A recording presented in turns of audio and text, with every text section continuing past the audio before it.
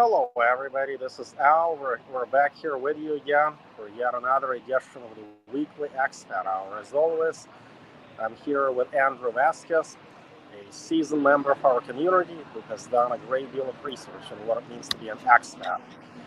So, Andrew, as I understand, you've been looking into the topic of the commonly asked questions in the expat community.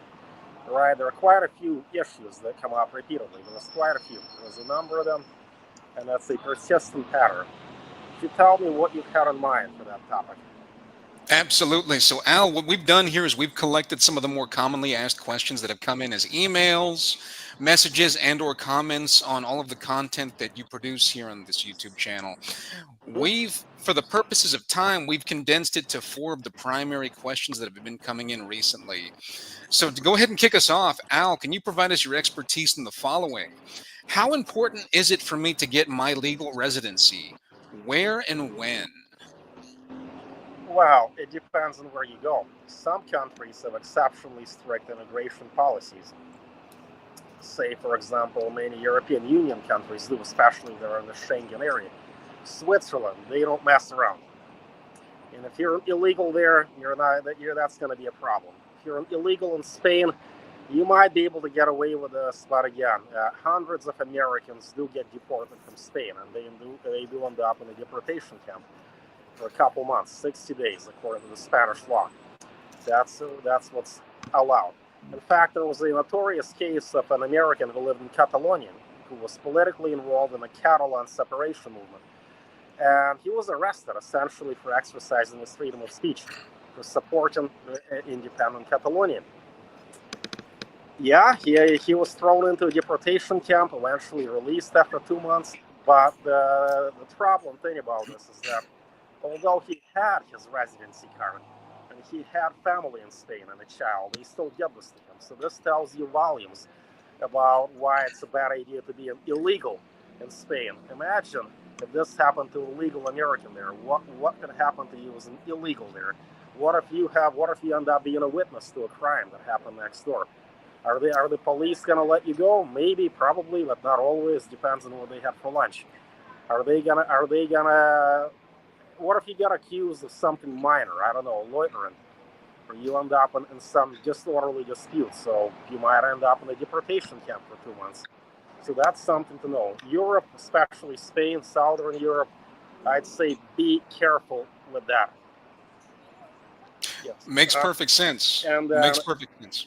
and then on the other hand, if you are in Latin America, maybe that's not as important. But like here I am in Paraguay, Asuncion, one of the most relaxed places to get your residency.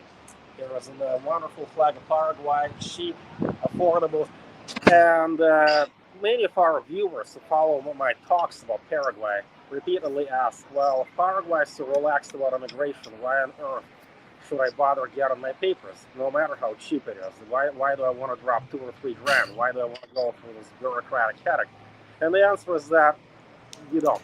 Paraguay is not going to deport you unless you're really asking for it. But if you want to play it on the safe side, you can conduct border runs, which brings us to the next topic that we've been discussing, right? Remind me what exactly that was, please. Absolutely. That's a good segue into our next question. So, Al, what is a border run and why is it so important for the expat life? Well, a border run is a way of regularizing your status without actually bothering to get your papers in order.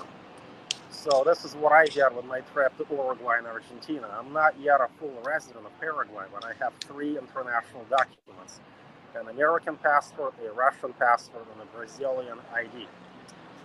So what I did is that I took an airplane ride to Buenos Aires, meaning that I effectively left Paraguay after having lived there for 60 days. I got my American passport stamped out, and I complied with the rules and regulations of Paraguay, which said that I can be there legally as a tourist for 90 days. I spent a few days in Buenos Aires, then I went to Montevideo to play in a chess tournament. I flew back into Buenos Aires for a connection flight, and I came back to Asuncion a little less than 2 weeks later, and then I came back with a different passport, this time with a Russian passport, which gives me yet another 90 days. Of course, the immigration officer might question the ethics of what I do. They could say, well, don't we know that you're the same person? Don't you think that you're abusing our rules? But the reality is that Latin American bureaucracy is convoluted. It's very unclear. There are rules upon rules upon rules upon rules of poorly worded, inarticulately discussed content that nobody really understands, not even the most distinguished lawyers and judges. And if they do understand that, it will take them an hour to explain what on earth this stuff means. And if an immigration officer makes a little bit above minimum wage, which is $250 a month, if he gets $400 to do this, do you think it's worth his time to try to figure out if you're using two different passwords? Now, if you're being arrogant, if you're being the typical, stereotypical, ugly American, and you don't speak a word of Spanish, that's the first thing they ask in Paraguay, if you speak Spanish. And things go easier if you do. Argentina, too. In Argentina, they speak better English. But trust me, you will alleviate a lot of headaches for yourself if you speak the language of the country that you go in. And if you speak the native language and you're not making a spectacle of yourself, if you don't have an entitled attitude about you, and you just make the officer's life a little easier, and give him what he wants, meaning give him a chance to do his job and send you on your merry way, he will gladly do that. And you know what he asked me for when I came in with my Russian passport into Paraguay? If I had an apartment reserved. And I showed him my Airbnb. That's all he wanted to know. And he wanted to have my address. But interestingly, when I came in as an American, both into Argentina and Paraguay, nobody cared because they think Americans have all the money in the world, grown and free, so they don't really care. But if you come with a passport from a country that's not as known for being wealthy, for being trustworthy, or Americans are good clients, let me tell you this. So an immigration officer won't hassle you. But even if you come in with a different passport and you simply explain that you have a place to be, that you're not here to make trouble, that resolves the issue immediately. And the border run is the easiest way to regularize your status without making a spectacle of yourself, without getting enmeshed in all kinds of bureaucratic hassles that you just don't need. So that's a great perspective, Al. So that also brings us to the next question here on the list, and that is, how important is it that I learn the local language? Where and when? You sort of touched on this here toward the end of your previous answer, but can you elaborate? Well, so when you live in a country like Paraguay, which is landlocked and fairly insular, isolated from the outside world, that's extremely important. If you go to a country like Bolivia, yeah, you do need to know that. In Paraguay, at the very least, you need to know Spanish. You don't bother learning Guarani unless you plan on living in a rural area. But Guarani is a local language, indigenous, tribal language. Mhm. But if you go to live in Argentina, that's still going to help you a lot. Though it's not a landlocked country, it's a country with sea access. So you're going to find people with a much more cosmopolitan, broad-minded point of view who will speak some English. And you can get around with just English in Argentina. Same with Chile and Uruguay. But it's still pretty important. Now, if you go to an Asian country, yeah, forget that. I mean, unless you're exceptionally talented, your odds of learning a foreign language are close to zero. So there's no blending in Asia. Okay, they're not a colony of any European country. They don't need you. They don't really care to have you as part of their society. So you're not going to assimilate. So if you're in Asia learning a language, it's just not such a big priority at all. And if you're a potential client that's looking to get some more inside information about how, when, and where, you can also contact. They can also contact you directly by booking an appointment. So that's also something to take into consideration, is that you don't have to figure any of this out alone. Finally, Al, there are too many YouTubers offering a variety of services to expats. How do I know whom I can trust? Well, what you can trust is somebody who's happy to sell you something, and there are so many of them. They're the Mm, best relocation service in the world. My God, I fall for that trap in Brazil once. Well, to be fair, I did not really get scammed. It's just that they made a mistake. A translator made a mistake in the transcription of my documents. They had an ugly typo in my name, so I could not get my residency that way. It happens, but why did I do that? Why did I go with them? Well, because I was happy to get my papers sorted out, and it was the middle of the pandemic. Border runs were extremely inconvenient. Now I'm telling you that we live in a different world. So don't fall for this ruse where somebody tells you, oh, you need to get your papers ASAP. You need to pay us a certain sum of money immediately. Time is of the essence. Every seasoned salesman knows that the way to get to incentivize the customer to buy immediately is to create an artificial sense of urgency. This is what you don't want. This is what you're not looking for. And if anything, if I were a customer, which I have been many times, I'd rather pay a small consultation fee. I'd rather book a free consultation and then I'd do my own research. I would not make any large-scale commitments. I would not want to go with people who supposedly have a proven track record of delivering awesome results. Like, say, Nomad Capitalist is a case in point. Supposedly, his reputation is great. But then again, there are people who would say otherwise. There are detractors.